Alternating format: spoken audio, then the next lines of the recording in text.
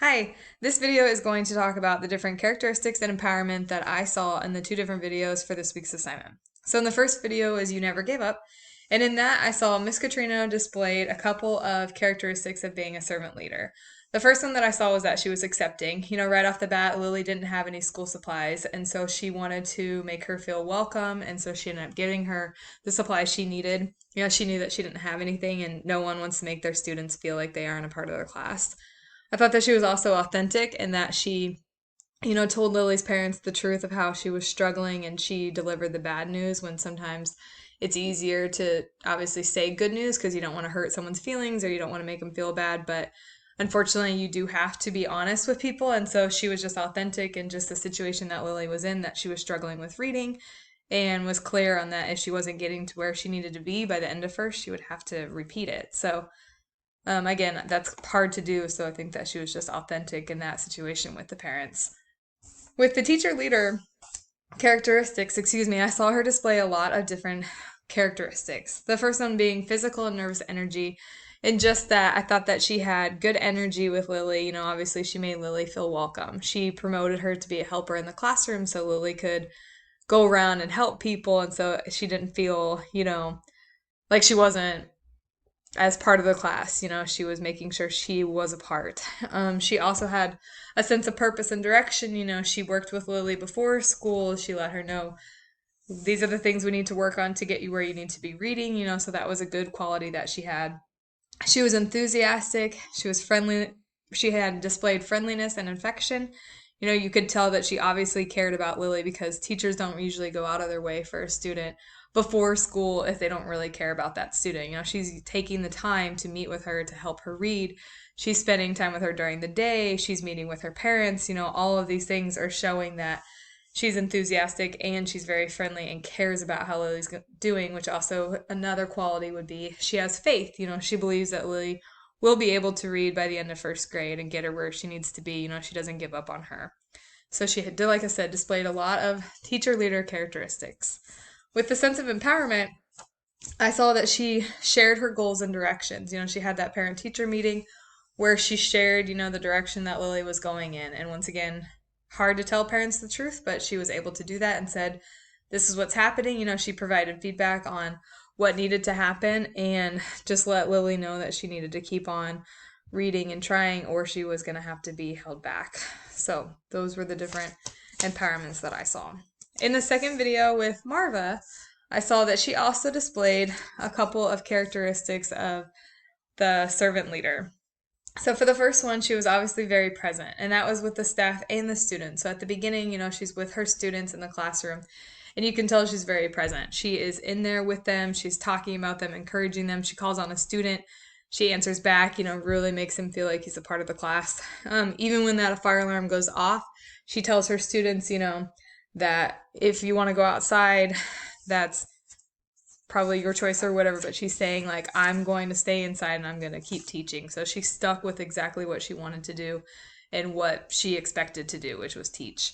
And then she was also just very present in the meeting with the staff members. She wasn't sidetracked. She wasn't daydreaming. She was kept bringing up conversation and was showing that she was very present in their conversation about students. I also thought that she showed that she was vulnerable. She shared her feelings. She was very open when she was talking with the staff members, and a lot of people kind of discouraged her or they had disagreements in what she was saying, and that, opened her up for criticism when she was, talking about how she was losing time teaching and, she was frustrated with that. That showed her being vulnerable, because again, like that's kind of hard to talk to staff members about how you're feeling, and that just opened her up of how she was feeling and what her thoughts were and what she wanted to get done to help the students be better. With the teacher leadership qualities, I thought that she displayed a lot of different characteristics. She had a sense of purpose and direction. She, again, when she was with her students, she told them, this is what I'm going to be doing. Even though this fire alarm's going off, I don't care. I need to be teaching you, so this is what I'm going to do. She was very enthusiastic. She had passion for her students' learning, and you could see that when she was talking with the staff members. Again, like they were talking about, someone brought up going to the zoo, and she talked about how the zoo wasn't important and that the students would be missing out on learning if they went there. And then other teachers were kind of making comments about how it seemed like it didn't matter what the students were learning because they weren't going to learn anyways. And Marva just kept going back to like it did matter and they needed to be the ones to teach them and help them learn and not give up.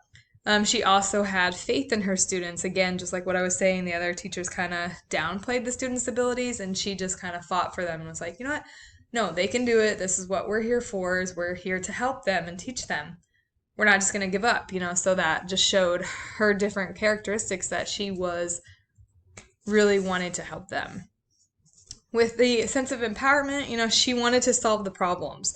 She wanted to figure out how are we going to help the students with this fire alarm going off nonstop. She kept bringing it up and she wouldn't drop it. She brought it up a few times, even though other people were just kind of like, who cares? Like, ignore it, or just, they didn't really seem to care. But she kept wanting to figure out how are we going to solve it because it's interrupting the students' learning. And so she was very clear on trying to figure out a way to solve it. And she wasn't blaming the students for doing it, which, many teachers could have gone that route of like, oh, it's these kids that are disrupting my learning and getting frustrated and not trying to solve the problem. And instead she was saying, what can we do to fix it? So that was her sense of empowerment there, that she's like, help me, come together with all of our staff members on what we can do. In regards to how they all blend together with the servant leader and the teacher leader characteristics and empowerment, well, I think they blend together is that they're all very similar. So if you have those qualities of being a servant leader, of being present, being authentic, being vulnerable, all those kinds of things, they roll into, like very similar to being a teacher leader, of the fact that you have a sense of purpose, you are enthusiastic, you are friendly with your students, you create an environment that feels safe, and you have that energy where students are going to want to feel a part. And then it rolls into empowerment of that. You're then going to figure out ways to help the students be more successful. You're going to let them know that they're valued. You're going to let them know that you care, that you're a part of it. So I think all these characteristics just go together because they all help you be a better teacher. You need these kind of qualities in order to let students know that you care and that you're there to help them be a better student.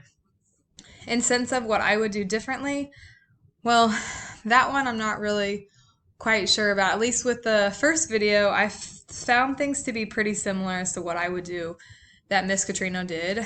For instance, I've definitely had students that didn't have school supplies, and so I had to get them things, because I didn't want them to feel less than. And so I would do that same thing.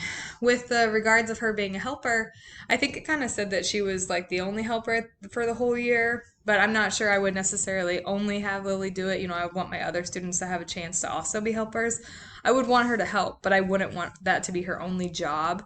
I would want her to do different jobs, to still be helping in the classroom, but not only focusing on just that one thing. And then also the video wasn't very clear on the different strategies she was using with Lily to help her become a better reader.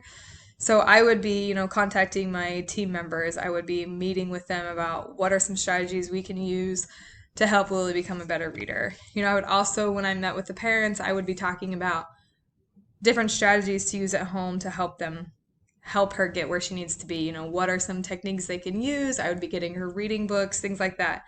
Anything to kind of help encourage her become a better reader. So that would be maybe something I would do a little bit differently. But again, she might have been doing it. It just didn't very clearly state that in the video.